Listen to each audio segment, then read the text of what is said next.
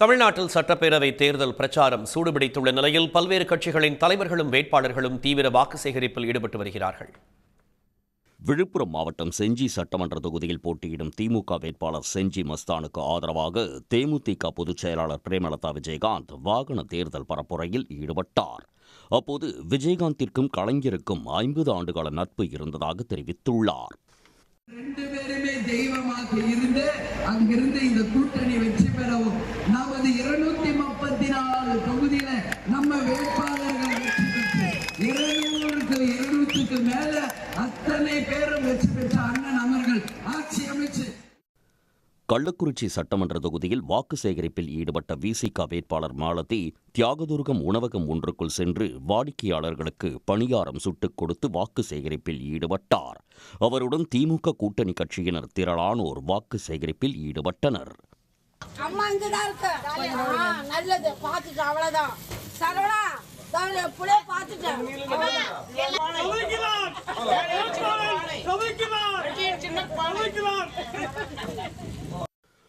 கோவை மாவட்டத்தில் திமுக கூட்டணியினர் தேர்தல் பணிகள் குறித்து விவாதித்தனர்.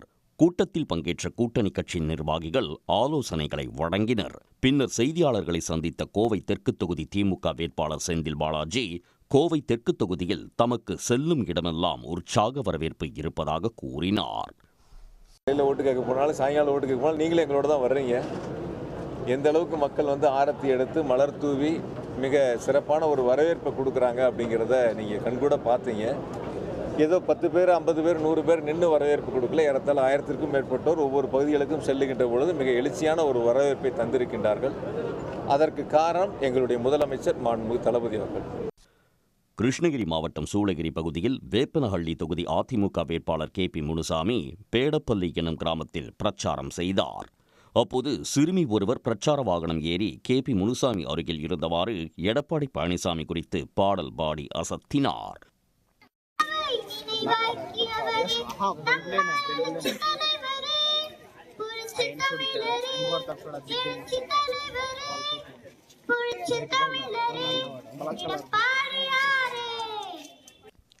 காரைக்குடி சட்டமன்ற தொகுதியில் காங்கிரஸ் கட்சி சார்பில் போட்டியிடும் மாங்குடியை ஆதரித்து செயல் வீரர்கள் கூட்டத்தில் உரையாற்றிய கார்த்தி சிதம்பரம் குக்கருக்கு இதுதான் கடைசி தேர்தல் என்றும் தேர்தலுக்கு பிறகு குக்கர் தாமரையாக மாறிவிடும் எனவும் கூறினார்.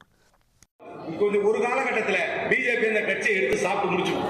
அதனால அண்ணன் டிடிவி தினகரனோட கட்சி குக்கர் கட்சி கடைசியா நீங்க இப்பதான் குக்கரை பார்க்க போறீங்க. இதுக்கப்புறம் குக்கர் சின்னமே இருக்காது, அது தாமரையா மாறிடும். அதனால குக்கர் என்பது தாமரையும் தான் நீங்க நினைச்சுக்கணுமே தவிர குக்கர் தனி சின்னம் அப்படின்லாம் நினைக்க கூடாது. தான் செல்லும் இடமெல்லாம் திமுகவினரும் கூட்டணி கட்சியினரும் களம் சாதகமாக இருக்கிறது என்று நல்ல செய்தியை சொல்வதாக அமைச்சர் KN நேரு தெரிவித்துள்ளார்.